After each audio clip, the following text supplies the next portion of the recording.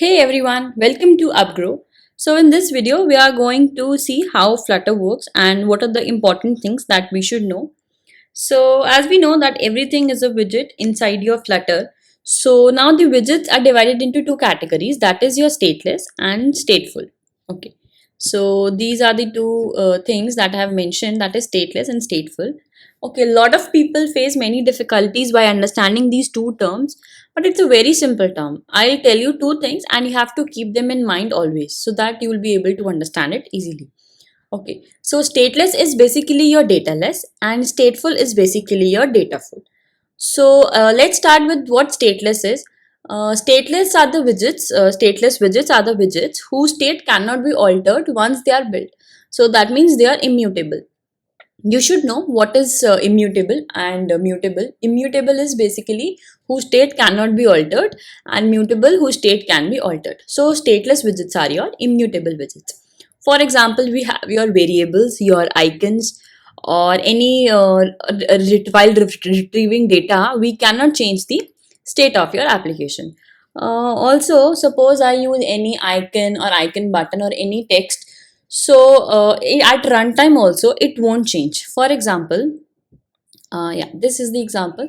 This is your sample application and we have this app bar and a title over it. So this won't change at runtime. At any cost, this won't change.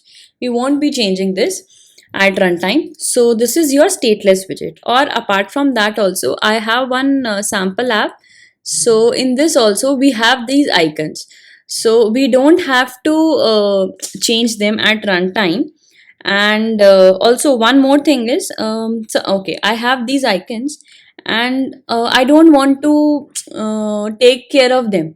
Suppose this is your application, this is your main application. A user clicks on this particular icon. I don't have to track it how many times that particular icon has been clicked.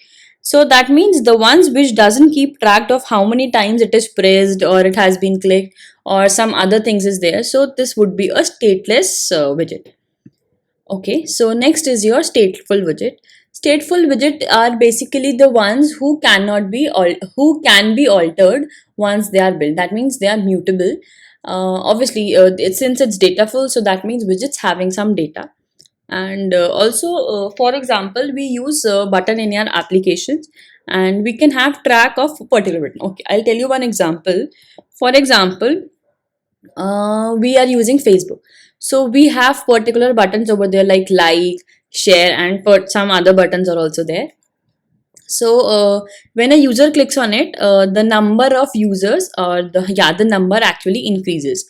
So that means we have to track of particular that like button. Yeah, and we have to track that particular like button.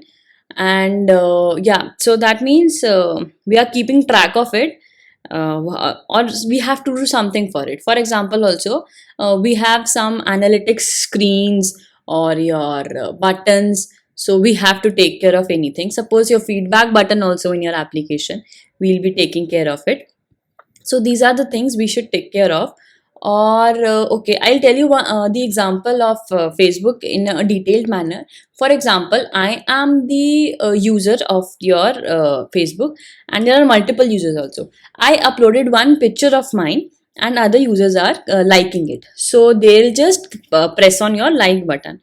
So whenever I tap on the details of that picture, that how many people like those like that particular this image, so that from that I'll get to know that how the number of your users that have liked that or clicked that particular like button. For example, in this also, when I open this, I'll get the this like button, and this dislike button is also there. So I'll get the idea that how many people have liked it and how many have disliked. So I'll have the track of these two things. So this means your stateless and stateful. Okay, I'll show you one example of your stateless widget. So this, okay, this is your sample application. I have just wrote code for this, and what you have to do is okay. I just created one other directory called source and then another file called, sorry, app.dart in it. So this is my app.dat. I just imported one package, which is your material package. And now what I'll do is I'll just write the code syntax for your stateless widget. I'll write class. Suppose I give this app and then extends and then your stateless widget. Okay, so this is basically the name of your class. You can keep it anything. Why this red line is there, I'll tell you later on. And this extend means there is basically a stateless class which has been already defined. So we are just using the functionality of that already built stateless class. So this is your stateless widget. We have to extend. Then sorry, I'll just go to this widget. I'll tell you what it is exactly. Sorry, context. This is actually the syntax, so I'll explain now. Okay, you know these things. Okay, this widget is basically for the returning purpose, what we are returning. So we have to return any widget. For example, in case of your C application, C programming, we have this integer main. So this means we are returning some integer value. So here also we are returning this widget, any widget. Build is just your function, and then is context. It takes a parameter context, simple parameter context. Okay, so now is the case that when to use your stateful widgets. So when we have some declaration, suppose we have some declaration as integer counter is equals to 1. So I have this declaration. I'll just use the count. Sorry. Okay. So I just declared any particular variable, and I'll be using this variable somewhere else. So I have to use this in analytics or somewhere else. So this means this would be a stateful widget. That means we have to take care of this particular variable.